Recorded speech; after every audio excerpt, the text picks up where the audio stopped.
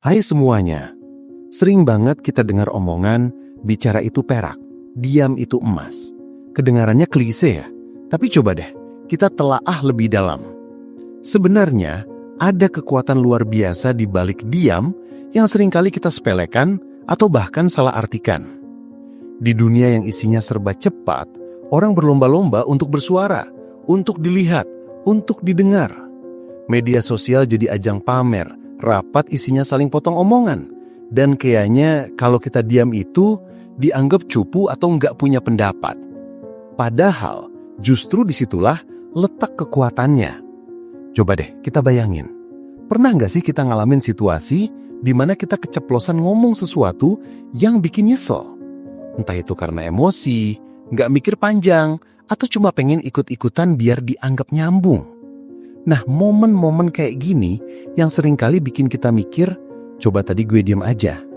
Penyesalan itu muncul karena kita sadar, kadang apa yang keluar dari mulut kita itu nggak bisa ditarik lagi.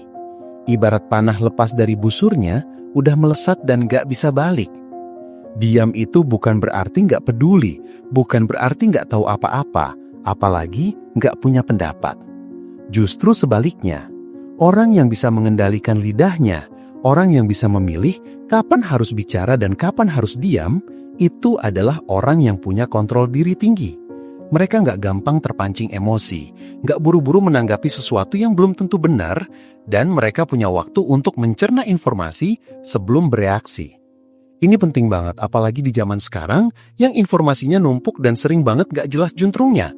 Kalau sedikit-sedikit langsung komentar, sedikit-sedikit langsung nyebar berita, bisa-bisa malah jadi masalah baru. Ada banyak banget manfaat dari diam yang sering kita lupakan. Pertama, diam itu bikin kita jadi pendengar yang lebih baik. Coba deh, perhatiin. Orang yang hobi ngomong itu cenderung kurang bisa dengerin orang lain. Mereka lebih fokus sama apa yang mau mereka sampaikan daripada benar-benar nyimak apa yang diomongin orang lain. Padahal, jadi pendengar yang baik itu penting banget loh. Dari mendengarkan, kita bisa ngerti sudut pandang orang lain. Kita bisa belajar hal baru, dan kita bisa membangun hubungan yang lebih kuat sama orang-orang di sekitar kita. Misalnya dalam suatu obrolan, daripada sibuk mikirin mau nyaut apa, lebih baik kita dengerin aja dulu sampai selesai. Siapa tahu, dari situ kita jadi lebih paham inti permasalahannya. Kedua, diam itu memberikan kita ruang untuk berpikir. Dalam kesibukan sehari-hari, kita jarang banget punya waktu buat diri sendiri, buat mikir, buat merenung. Otak kita dijejeli sama berbagai macam informasi, tuntutan pekerjaan, urusan rumah, dan lain-lain. Nah, ketika kita memutuskan untuk diam, kita ngasih kesempatan buat otak kita buat beristirahat sejenak. Di momen itu kita bisa memproses informasi, menyusun pikiran, dan bahkan menemukan solusi-solusi kreatif buat masalah yang lagi kita hadapin. Pernah nggak sih ngerasain lagi pusing mikirin sesuatu, terus diam sejenak, tiba-tiba dapat pencerahan? Itu salah satu efek dari kekuatan diam. Ketiga, diam itu bisa jadi cara kita menjaga rahasia.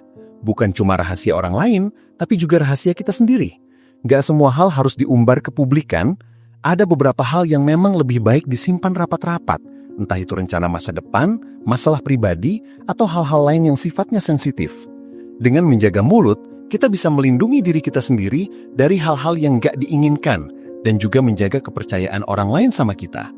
Bayangin kalau kita sedikit-sedikit cerita ke sana kemari, bisa-bisa info itu jadi kemana-mana dan malah merugikan kita atau orang lain. Keempat, diam itu bisa jadi bentuk kebijaksanaan.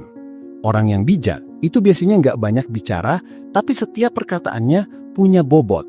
Mereka nggak asal ngomong, tapi mikir dulu sebelum berucap. Mereka tahu kapan harus memberikan nasihat, kapan harus memberikan masukan, dan kapan harus menahan diri. Kebijaksanaan ini terbentuk dari pengalaman, dari kemampuan untuk merenung, dan dari kesediaan untuk belajar dari kesalahan. Dan semua itu butuh proses. Salah satunya dengan melatih diri untuk lebih banyak diam dan mengamati. Tentu saja bukan berarti kita harus jadi bisu sepanjang waktu. Ada kalanya kita memang harus bicara, harus menyampaikan pendapat, harus menyuarakan kebenaran.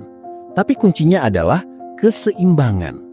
Kita harus tahu kapan momentum yang tepat untuk bicara dan kapan momentum yang lebih baik untuk diam. Misalnya kalau lagi rapat, kita nggak perlu setiap saat interupsi atau ngasih pendapat. Cukup sampaikan ide kita ketika memang ada kesempatan yang pas.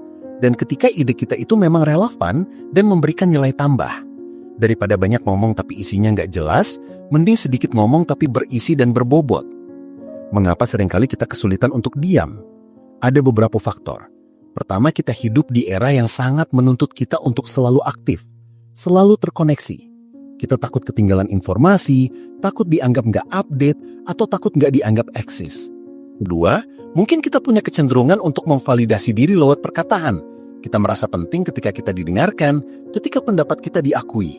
Padahal, pentingnya diri kita nggak cuma ditentukan dari seberapa banyak kita bicara. Lalu, bagaimana caranya melatih diri untuk lebih banyak diam?